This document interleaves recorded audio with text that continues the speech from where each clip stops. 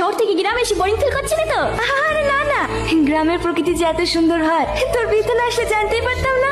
আমার আর ইচ্ছে করছে না ব্যস্ত শহরে ফিরে যেতে। ছেলে দেখবো নাকি? তুইও না।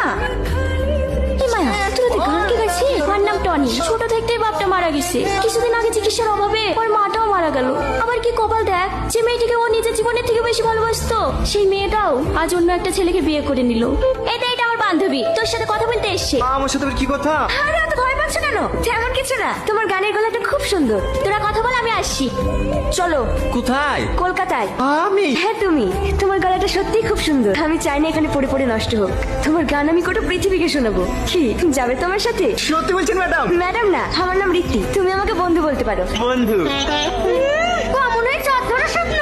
যা আটটা কলকাতা গিয়ে খাস। হেই হেই, চল চল চল, হেই চল। কেন?